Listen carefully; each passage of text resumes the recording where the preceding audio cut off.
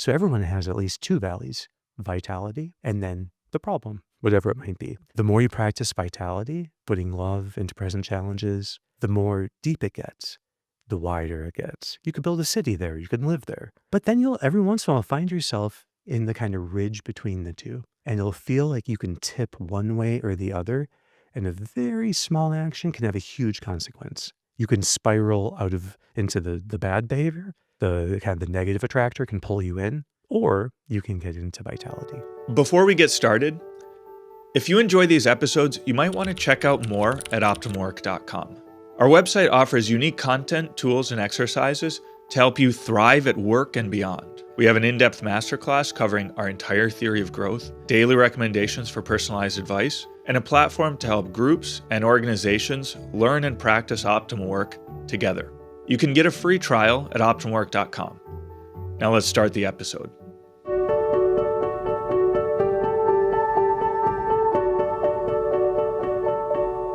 Hey, this is Sharif, here with another episode of the OptimalWork podcast, joined by Dr. Kevin Majeres. Kevin, good to be back here with you again. Hey, Sharif, thanks for having me back. Yeah, Kevin, of course, you're always welcome back, especially when we have big new ideas like I know you want to present today. In this 10th episode of our series on depression, energy, and and tiredness, we've been through a lot. It's been through a lot of topics here: good tired, bad tired, vitality, meaning, effort, attention. And so here we want to present kind of a synthesis of all this stuff, right? That's right. Yeah, let's dive in. Yeah, and in the past 3 episodes, we called it the engines of enthusiasm.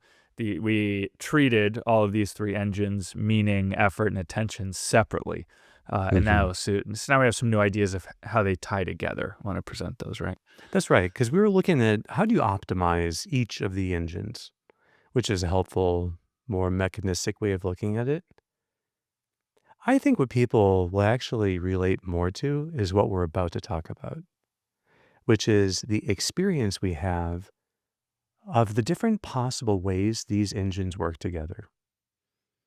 And so enthusiasm, vitality, that sense when everything is going well, and you can go for long periods of time in life. You can go for, a whole hour, a whole day, a whole year, a whole life, where you feel like these things are all just like humming along and they're working well together.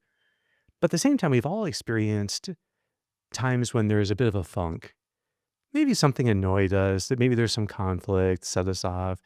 We find that somehow we're more entranced by certain thoughts, and we keep getting pulled back into certain ways of thinking and acting. And it can be really hard to feel, how do you shift out of that? And that's what I want to talk about now, is that kind of landscape of what do we do when these engines are all working together, but maybe not in the right way? And yeah, I guess this came about because you were thinking a little bit about what's the difference between virtuous cycles and vicious cycles. What do they have in common? Can you explain that a little bit? Yeah, that fundamentally, there is a similarity in terms of virtuous cycles make things easier, but they make good ways of acting easier. And when they make things easier, it's more free and it's more meaningful. And it's easier to attend to the present moment and to real life. So the virtuous cycles all have this property that they involve meaning and effort and attention working so well together. But the vicious cycles have their own kind of momentum. And so there's different types, and that's what we'll get into, where they have a momentum of their own. And most important, in people, it's not like we just have this one quality of like, oh, I am in the virtuous cycle territory. Oh, and then it kind of gradually goes down. And now I'm gradually getting into the vicious cycle territory. No, there can be these abrupt transitions in life. And this is something that clinically I face all the time. People come to me and generally speaking, life is good and they have a lot of vitality. But then there's this one issue. It could be an addiction. It could be something that they thought they were done with and then suddenly rears up in a surprising way. So how do we understand these quick transitions? So that's what I'm wanting to get into. And one of the fascinating ways of getting at it is it seems a little bit like it's a chaotic system, right? I'm not sure if you ever read The Three Body Problem. I didn't. So yeah, yeah, Sorry, Kirschner, the truth comes out. it's a great science fiction story, Mhm. and it became a TV show. Uh, the three body problem basically is what happens when you have three gravitational poles, that once they're interacting with each other, it can become extremely hard to predict. It becomes truly chaotic, the motion. So it's like it's infinite. Um, Inside that kind of seeming chaos, patterns can emerge. And these patterns are what we're going to be focusing on. Because the pattern is a pattern of behavior, a pattern of acting, a pattern of how meaning, effort, and attention line up. Those patterns are what generate their own kind of momentum, right? And so in chaos theory, they're called strange attractors, which can sound a little bit foreboding. But a strange attractor is this kind of pattern that has three properties. One is that it is in its own way stable. Conditions, moment to moment, life happens, all these things change, but this pattern can be seen again and again and again. And it kind of shows up at any scale. Also, take, for instance, vitality. The signature move, the core pattern of vitality is bringing love into a challenge with present willingness. So you greet each moment as an opportunity to put in love willingly, attending fully to the present moment. That move is that's the pattern. That operates as a kind of attractor. And then it gets not just seen at the level of the moment, but it can then extend the level of the whole hour can be marked by that. A whole day can be marked by that. A week, a year, a whole life. That's the power of this attractor, is it scales ceaselessly. So any scale you look at, you can see fundamentally that pattern at work. But there are also negative strange attractors, and primarily, I'm looking into why there's three of them. And that's what we see in psychiatry: addiction, anxiety, depression. Each of these has their own unique kind of signature move, their own pattern. In depression is that when things get difficult, effort appears futile and then they withdraw to conserve energy. But that happens not just every moment, but that just defines the hour, the day, the week. With anxiety, it's this continual scanning or checking for threats, preparing oneself always for these threats, living in a state of fear and avoidance. The urge there is to be avoiding the threat always, particularly through preparation.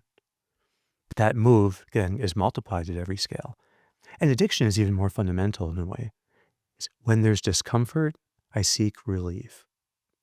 When dynorphins are high, I seek cheap dopamine to try to counterbalance them. And that's escape. So whether it's withdraw or avoidance or escape, these are these powerful patterns that then they have a kind of magnetic pull to them. And you can get drawn into acting that way. And as you do that, then the other two features emerge. One is that the more you act according to one of these patterns, the deeper a basin or valley is created. And you can dwell in that valley. When you're in the valley, you cannot really see out of it. It seems permanent. Uh, and then the other move is that the other effect is that you actually have ridges between valleys. So everyone has at least two valleys: vitality and then the problem, whatever it might be.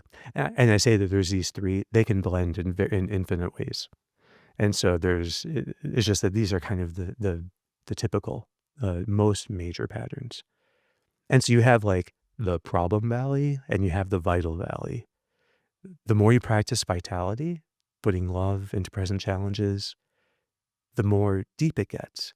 the wider it gets. You could build a city there. You can live there. You could live your whole life there. But then you'll every once in a while find yourself in the kind of ridge between the two. And it'll feel like you can tip one way or the other. And a very small action can have a huge consequence. You can spiral out of into the bad behavior. The kind of the negative attractor can pull you in, or you can get into vitality. So that's the whole landscape of it. And in my experience working with patients, it describes very well. Sometimes they're totally in the vital valley. Things feel stable. They can kind of remember what it was like when they're in the grips of the anxiety, but they're not there right now. Other times they're at the saddle point in between the two, straddling, and they can tip either way. And then sometimes they come and they're in distress, and you can tell they're actually in the anxious valley or whichever one. So, Kevin, just to be clear, I guess the way I'm imagining this is you have some kind of landscape, and then this is describing like your current habits or your way of being right now is in the landscape. You have these valleys that represent addiction, depression, anxiety, and also a valley that represents vitality. And I picture like I'm like a little marble here, and I can be, rolling around in one of the valleys, but also sometimes I can, you can get some force can blow you up onto one of the ridges, and then you're in this unstable area where you could go either way. Is that how you're visualizing it? Yeah, that's a good way of thinking of it. You could think of that it could roll either direction when it's at the saddle point. Uh, and so what this explains then is take the signature move of vitality, the ability to really put love into some little action, right? That is the signature move, putting love into little acts of attending to people you're with, little acts of the work that you're doing. So even the little acts, that can go into meditation and prayer. So you put love into these little acts with full willingness, being in the present moment, so that your meaning is high and positive, the effort is channeled. Difficulties are just welcomed as opportunities to grow and to exercise love even more. And that allows you to be fully present to the task or person. Every time you are practicing that, you are perhaps deepening the vitality valley and then making it more your normal place of abode. But it has even more noticeable power if you're at a saddle point. When you're at the saddle, you could go either way. The deliberate practice of that signature move of vitality is essentially what moves you into rolling down into the vital valley. You could have easily, like, these saddle points actually happen all the time. And that's where these small acts have very profound and noticeable effects. Okay, which is really important. We'll have to talk about saddle points and and recognizing them. But it's also really important. And this is, I think, I didn't understand how powerful this was until I was explaining this with patients. That people very commonly have the idea, I'm doing everything right. I'm listening to OptimalWorks podcast. I'm practicing these things. I'm doing everything right, but it just doesn't feel like I'm making progress. Now, what I can tell people is if you are practicing the signature move of vitality, you will certainly be getting better.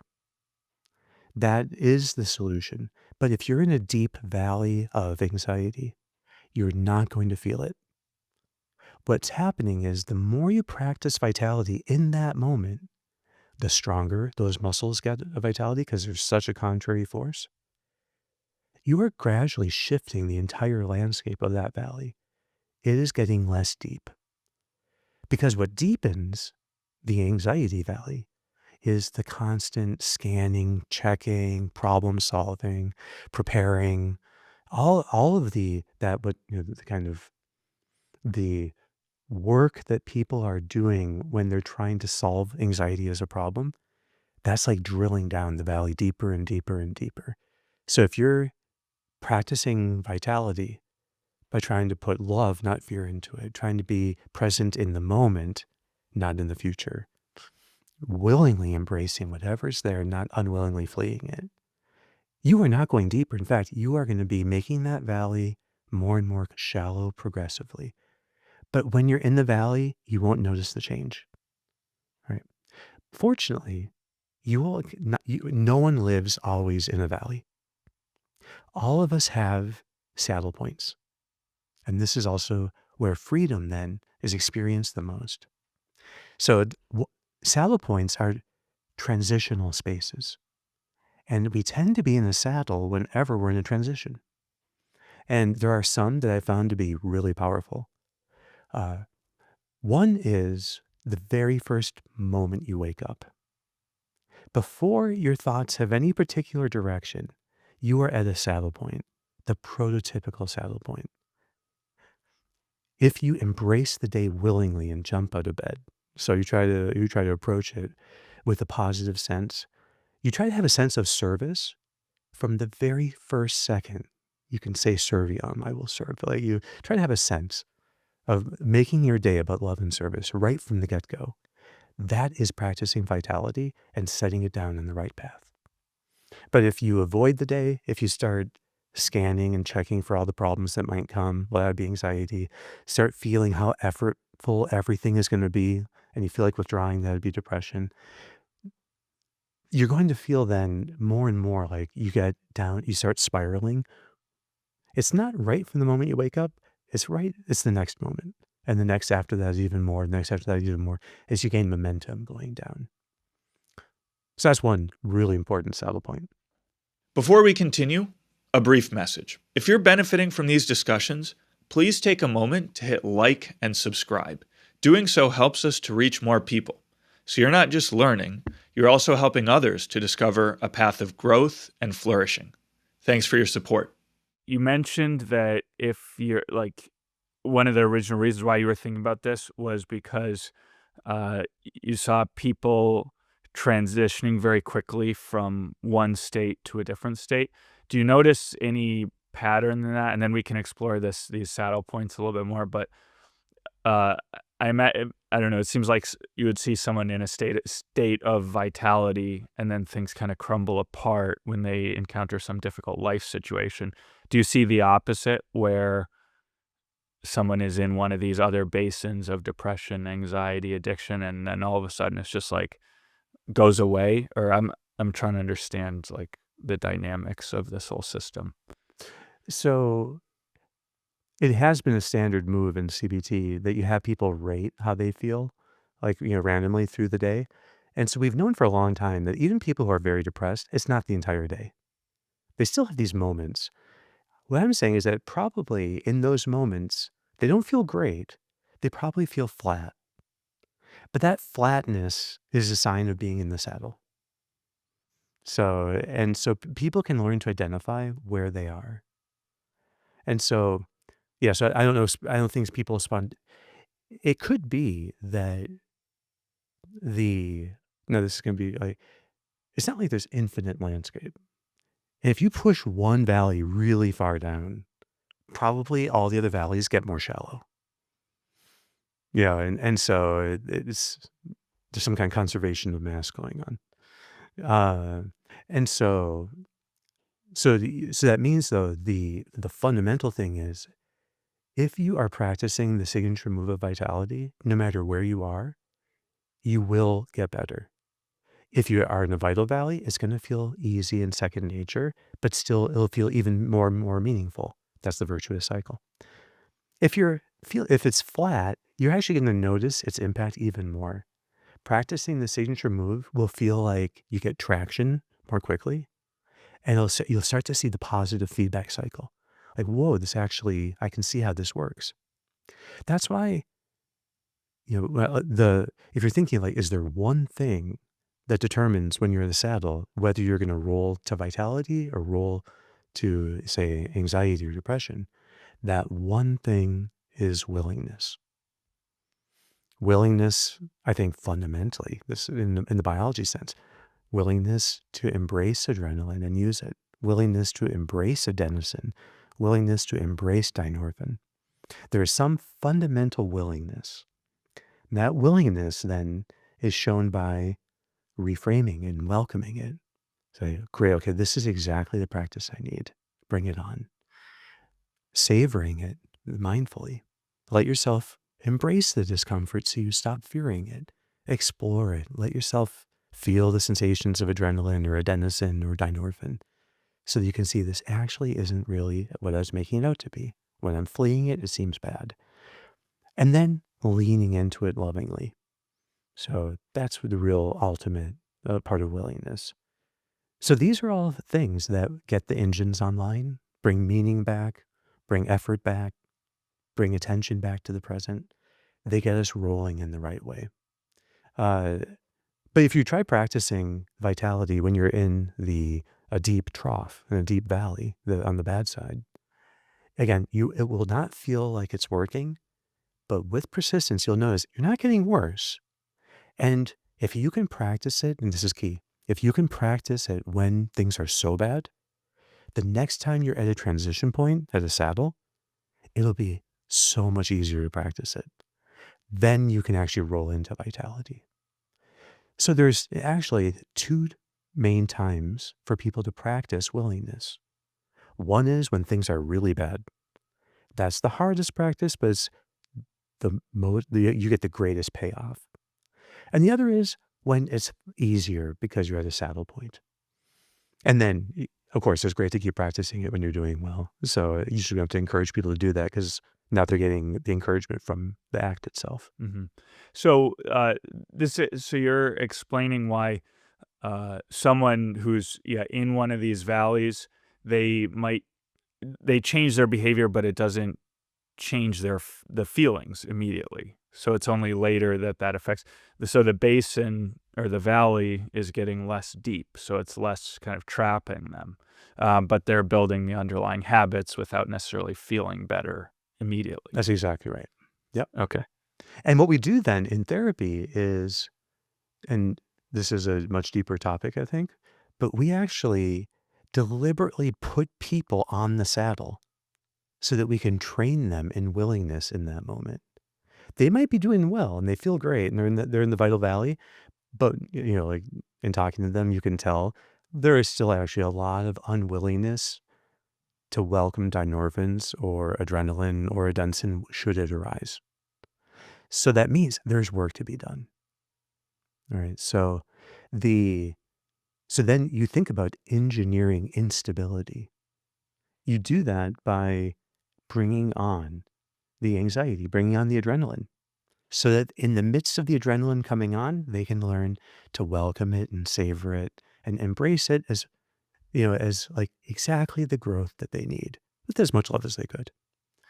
With tiredness, it's harder to do that in the session, but just helping them to be thinking about what they will feel when they start thinking about the next meaningful win they can aim for. I think, I think we can go through each of these and say, how do you really help people to practice these moves, the signature move of vitality in the different situation? It's always doable. With addiction, one of the things this shows us is actually the attractor in addiction is not the substance or behavior. The attractor is the pattern of escaping dynorphins with cheap dopamine. That is the thing, and that can extend to many different kinds of things. So I think this is actually really clarifying for even then, how do we think about doing exposures? That it's identifying what's the real unwillingness. Can we bring it on and then train people in session and how to be willing? But of course, in real life, you're going to have these moments coming throughout the day. Oh, one thing I want to mention, because it relates so much to optimal work. The other biggest saddle point in the day is when you first sit down to work. At the beginning of the workday, actually the beginning of any period of work, but especially the first period of work.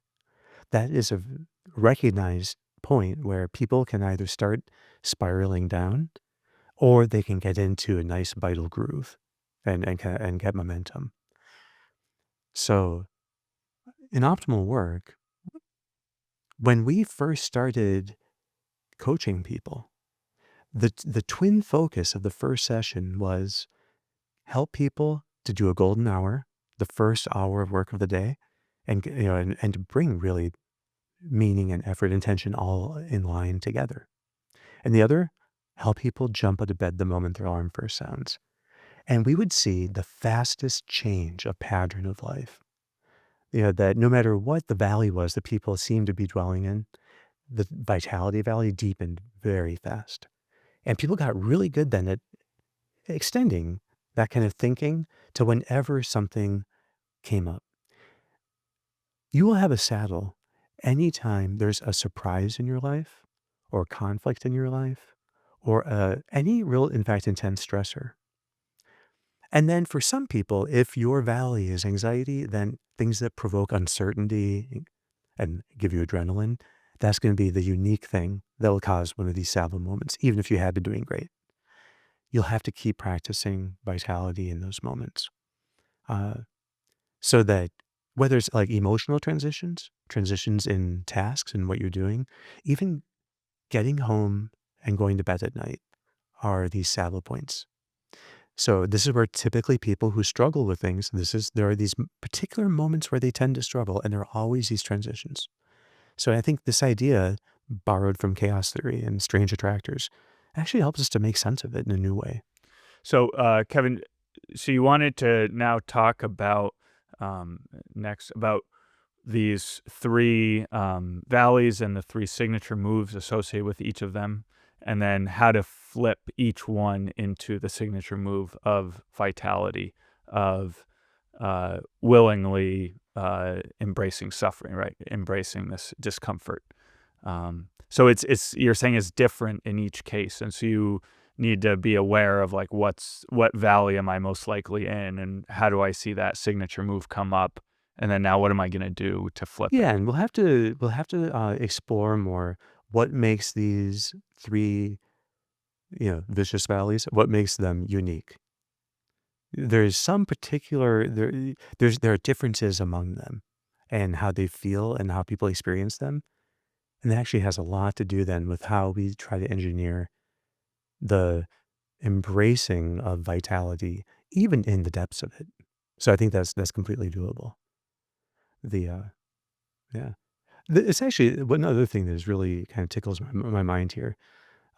This idea of vitality as being a signature move of putting love into each task or challenge with present willingness.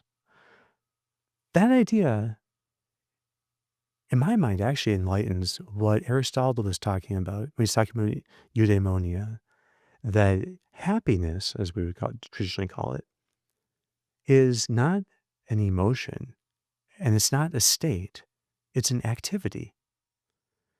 So here we could say that is actually the activity is energeia. It is actually a vital pattern. It's a pattern of acting. So happiness is a pattern of acting according to virtue. So he's saying that vitality is when you're actually living virtuous cycles in this way. So I think he would actually completely agree with this idea because the virtues, these stable habits, those are all features of that valley that make it go deeper and deeper and deeper within us. So I think it's also, we'll have to talk about in more what makes vitality so unique as his own kind of valley compared to the other three. Hmm. And then what also the characteristics of the other three and Yes. what their signature is. So we'll get into that next week. Sounds great. Awesome. Okay. Well, thanks so much, Kevin. This gives such a good framework for understanding all these things. So excited to explore more with you. Great, Sharif. Thank you. All right. We'll be back. Thanks for tuning in to today's episode. If you enjoyed our conversation and you're looking for more in-depth guidance, check out OptimalWork.com, our unique platform that delivers content, tools, and exercises to help you thrive at work and beyond.